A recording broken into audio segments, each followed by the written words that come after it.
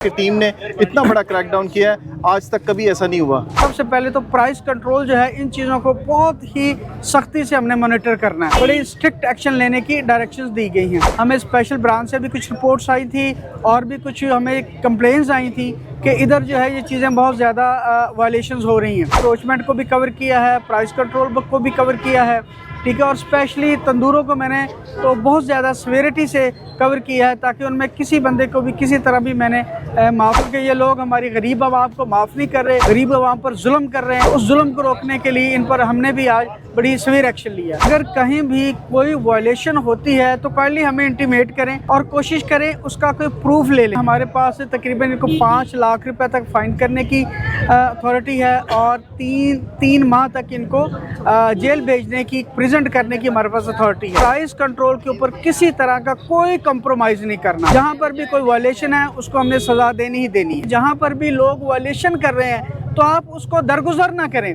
अगर कोई 15 रुपए की रोटी दे रहा है, 20 की दे रहा है, 14, 16 की दे रहा है, 17 की दे रहा है, यानी कि वायलेशन कर रहा है, तो हमें इंटीमेट